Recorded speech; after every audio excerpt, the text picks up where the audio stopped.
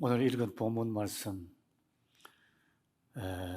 다 아시는 말씀인데 여기 위대한 신학적 주제들이 많습니다. 성령의 능력, 다시 오시겠다는 주님의 재림, 종말론 등등 중요한 주제가 많지만은 오직 성령이 너에게 임하시면 너희가 권능을 받고 예루살렘과 온 유대와 사마리아와 땅끝까지 이르러 내 증인이 되리라. 이 분부 축복, 이 초청, 이 말씀을 중심으로 말씀을 드리겠습니다.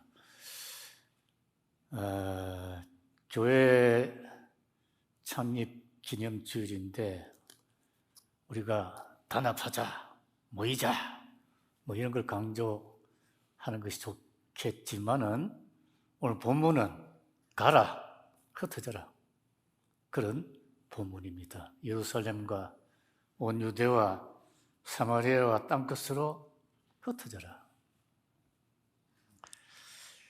세계 선교는 주로 본토 친척 아비 집을 떠나 세상을 유랑했던 디아스포라들에 의해서 진행되어 왔습니다. 지금도 그렇습니다. 앞으로도 그 기본적인 유형은 변하지 않을 것 같습니다. 성경을 보면 사도행전 8장에 스데반이 순교하고 예루살렘에 박해가 일어나서 사도들 외에는 다 유대와 사마리아 모든 땅으로 흩어졌다 그랬습니다. 흩어져서 그곳에서 교회를 세우고 신앙생활을 하고 초기 교회 토대를 건축했었습니다.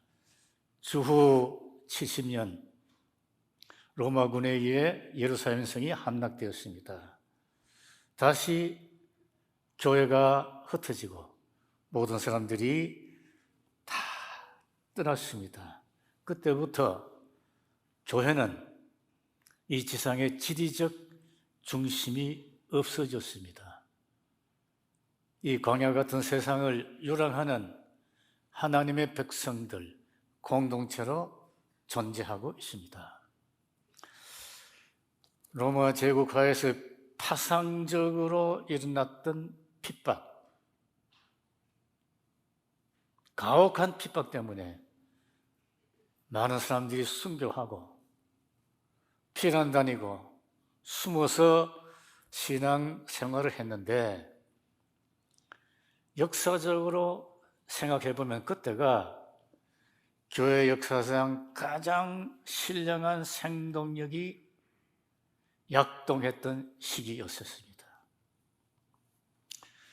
313년에 로마 황제 콘스탄틴 대제가 기독교 신앙의 자유를 선포했었습니다. 그리고 파악이 되었었어요. 그 판도 안에 약 5천만 명의 인구가 살았는데 약 10%, 500만 명 정도가 크리스찬들이었다. 그런 기록이 있습니다. 엄청난 수입니다.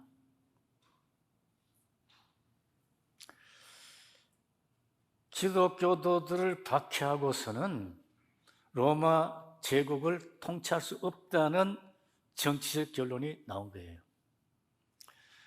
그 당시 교회를 박해하니까 호교론자들이 있었습니다. 그 기독교를 변호하는 사람들이 있었습니다. 그래서 로마 황제에게 편지를 보내는 거예요. 그 편지 속에는 이런 구절도 있습니다.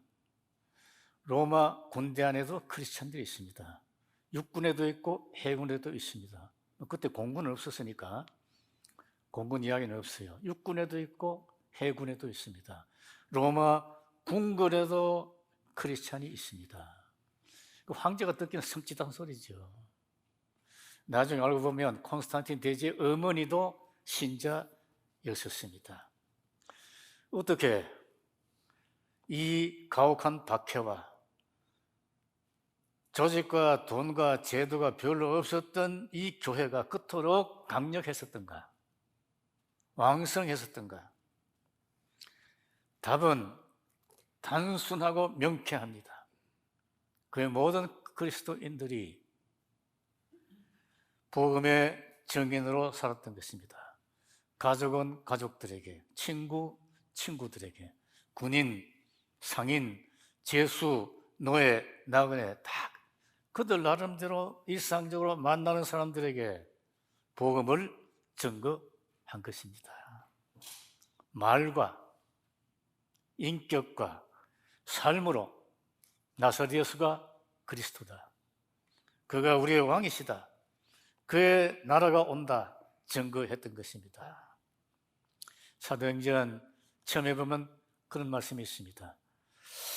초대교회 사람들은 백성들의 칭송을 받았다.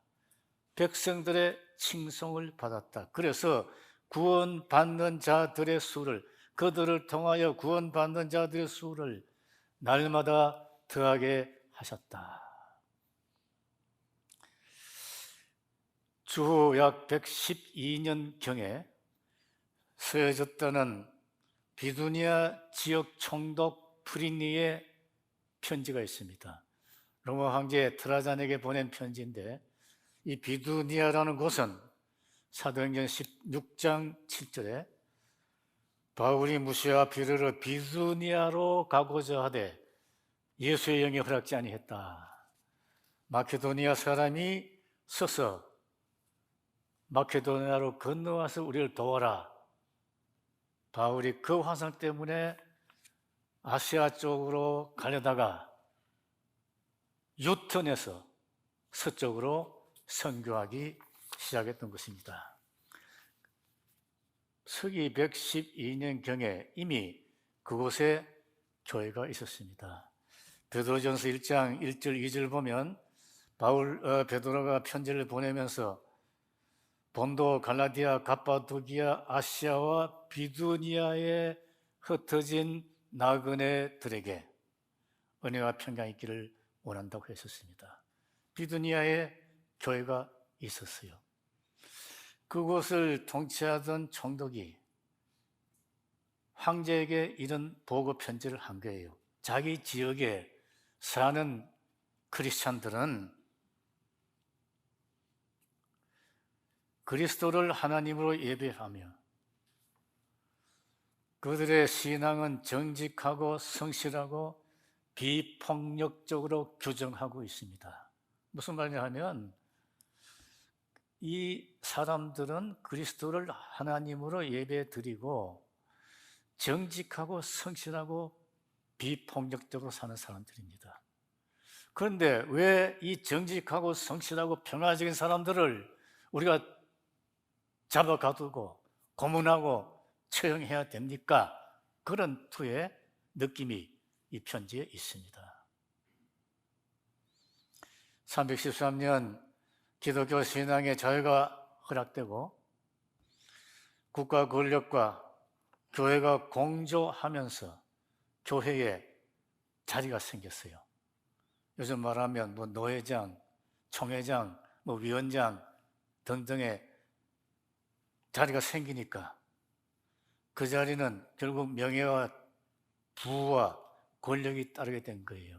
사람들이 탐하게 된 거예요. 그래서 경쟁한 거예요. 그리고 그저 자기들끼리 시기 질투하고 모략중상하고 그 자리를 차지하기 위해서. 그래서 교회가 부패하고 타락했습니다. 사도적 교회 시대가 끝나버렸습니다.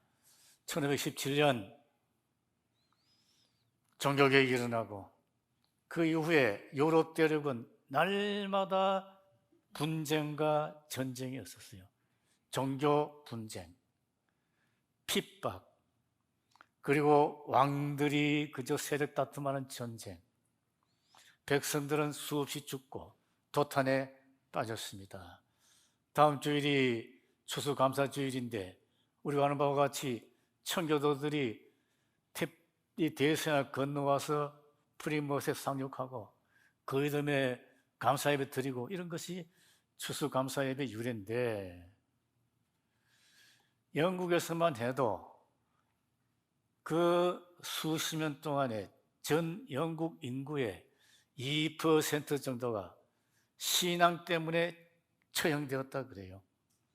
캐톨릭 왕이 권력을 장악하면 프로테스탄트 사람들을 죽이고 프로테스탄트 왕이 등극하면 천주교도들을 처형하고 이래서 전 영국 인구의 2% 정도가 신앙 문제로 처형되었다.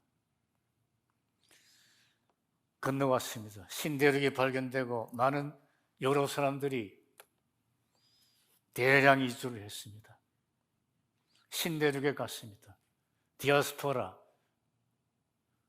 교회들이 처치에 생기고 부흥했습니다. 19세기 말에 미국, 캐나다, 호주, 주로 이분들이죠. 선교사가 되어 본토 친척 아버지집을 떠나서 한국까지 왔어요. 그래서 우리 선조들이 예수 믿고 구원받고 한국교회 역사가 시작되었는데, 이 미 대륙에서 한국에 왔던 선교사들 고생 많이 했어요.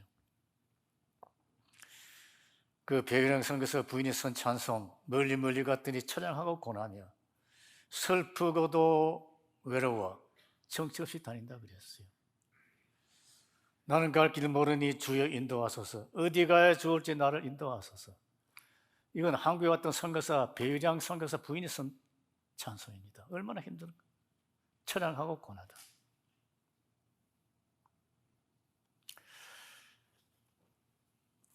우리 선조들이 예수 믿고 우리도 한국교회에서 예수 믿고 이런저런 이유로 미 대륙에 건너와서 여기 시드교회 교인으로 신앙생활을 하고 있습니다. 4년 전에 이 시드교회를 세워서 오늘 창립 감사 예배를 드리고 있습니다. 시드교회는 이름 그대로 하면 CR들이 모인 공동체입니다. CR이라는 것은 하나하나 그 자체가 생명입니다. 생명 자체입니다. 본문을 감당하면 30배, 60배, 100배 결실하고, CR이라는 건 그대로 있으면 자기는 보존하지만은 생생하게 살아있는 것 같지만은 사실은 죽은 것입니다. 생명의 생산이 없기 때문에 죽은 것입니다. 우리가 개인으로, 교회로 복음에 순종하고 충성하면 사는 것이고 30배, 60배, 100배 결실하는 것이고, CR의 역할을 하지 못하고 자기 보존에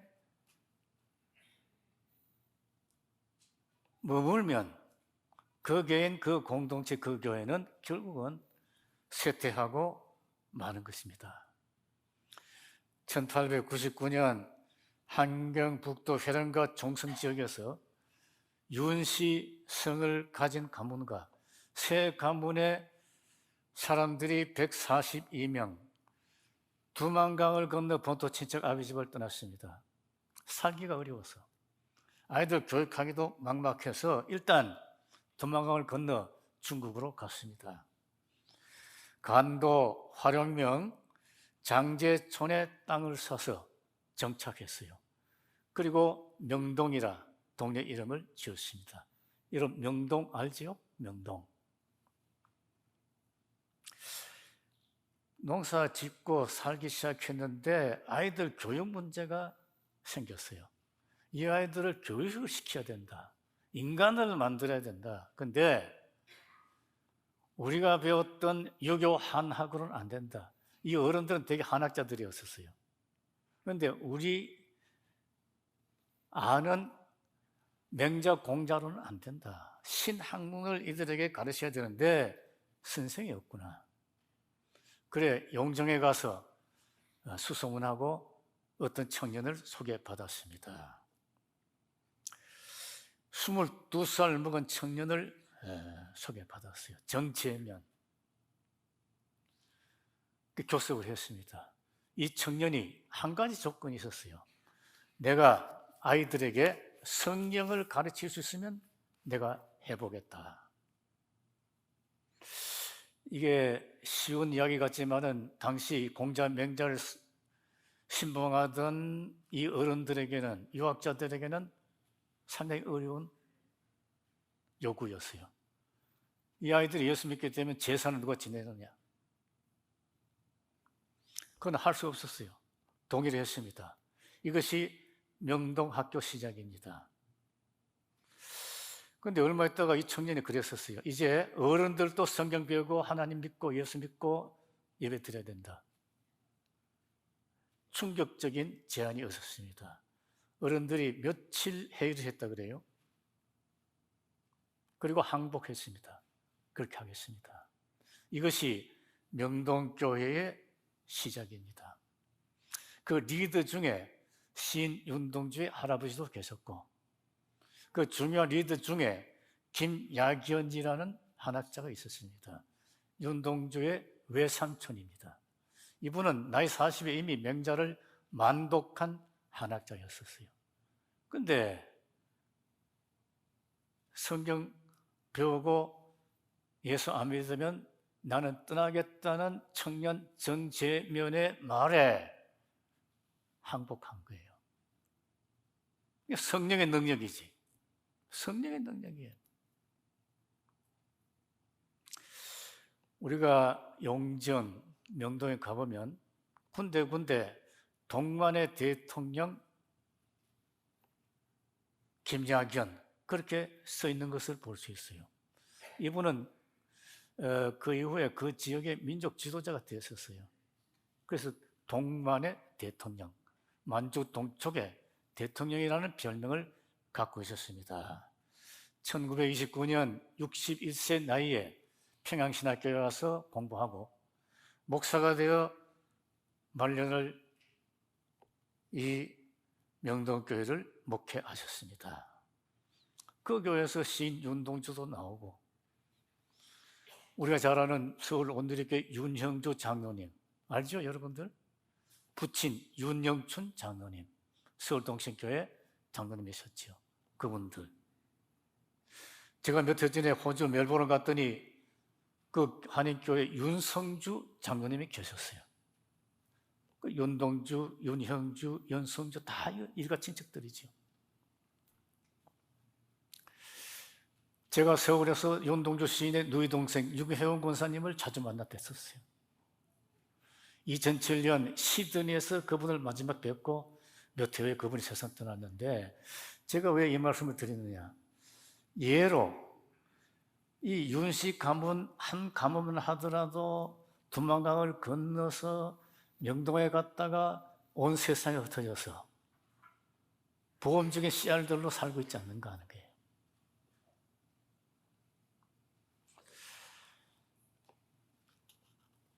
이곳에서 교회를 시작했던 정재면 22살의 이 청년은 전도사도 아니고 목사도 아니고 선교사도 아니었어요.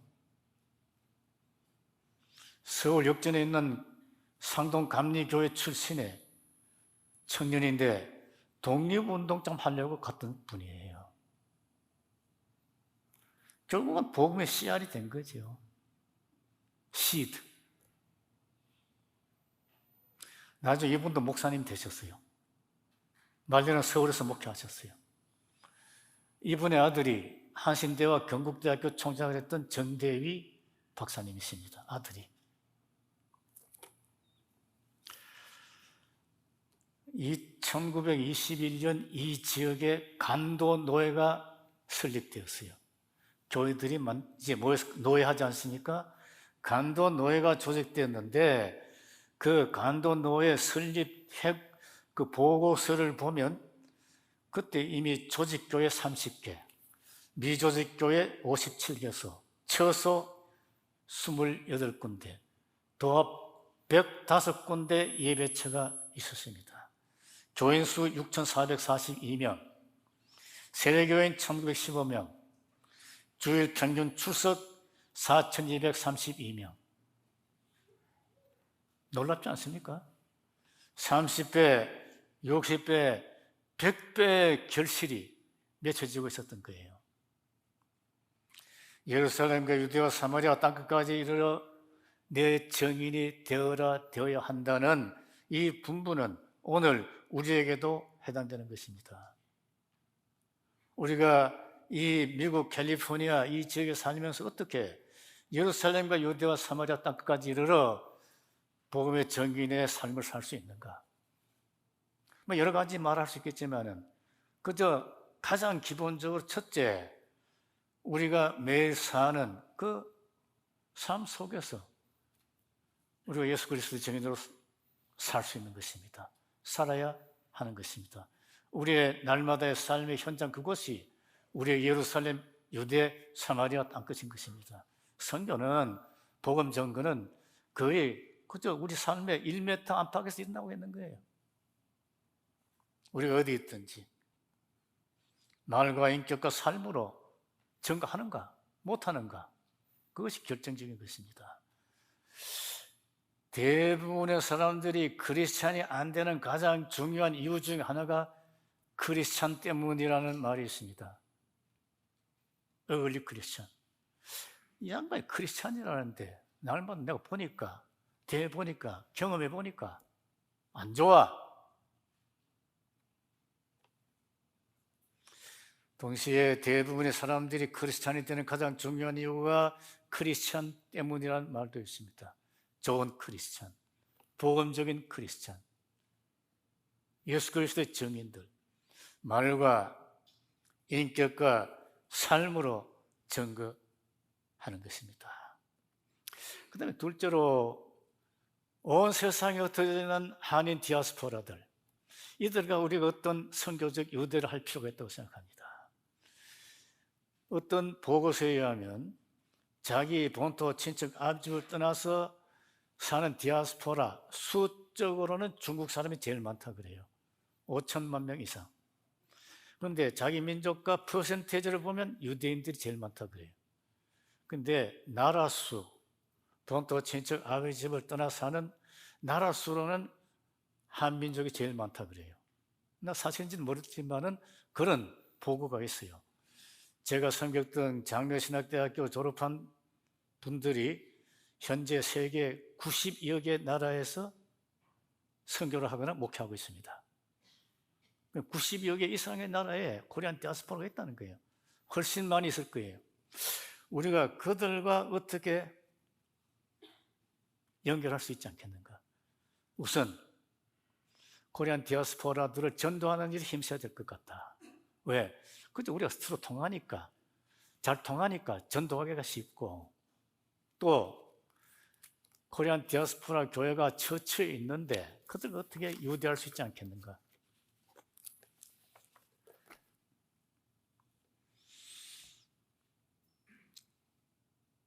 제가 신학교에서 선교를 가르칠 때마다 첫 시간에 했던 말이 있습니다. 세계 선교와 코리아 디아스포라 교회, 한민족 선교, 한민족 디아스포라의 문제. 21세기는 그런 시대가 올 것이다. 왜? 우리 교회가 비교적 많이 성장했고, 우리가 약소민족으로서 고난의 역사를 가진 체험, 그 약하고 어려운 사람들에게 대한 동정심, 마음이 통하는 그런 영성이 우리 한인들에게 있다. 요새 뭐 한이라는 말도 많이 합니다만은 어떻든 그런 것이 있지 않느냐. 그리고 지금 무수한 나라에 흩어져 있지 않느냐, 한민족이. 그곳마다 교회가 있지 않느냐. 그럼 이걸 연결해서 우리가 21세기 세계선교 좀 할 수 있지 않겠느냐. 그런 이야기를 했는데 군 목사님 기억하시는지 모르겠어요. 기억하신다고 그러던데.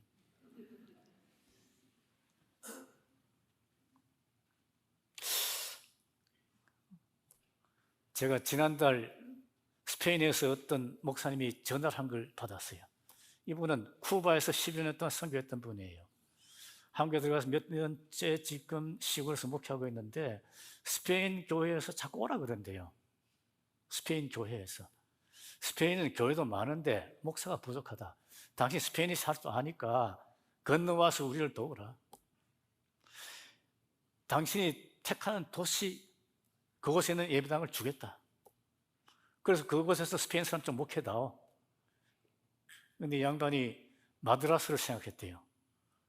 예배당 주겠다. 그러면 그 마드라스에는 스페인에서 교회를 목회하는 거예요.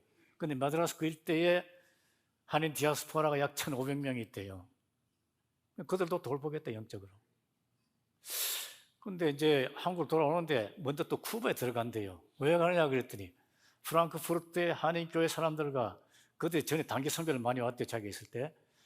또 같이 잠깐 쿠바에 가서 쿠바에는 코리안 디아스포라들을 좀 만나고 뭐 모임을 갖고 뭘 하고 들어간다 그러더라고요.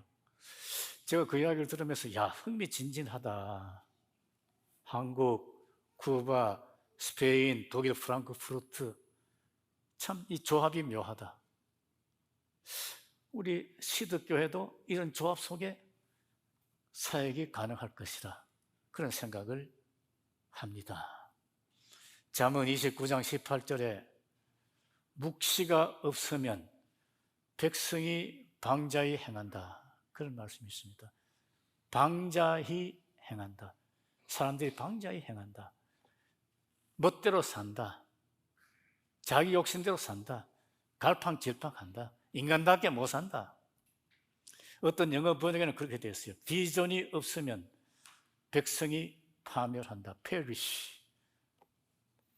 개인도 더구나 교회는 비전이 없으면 파멸하는 거예요.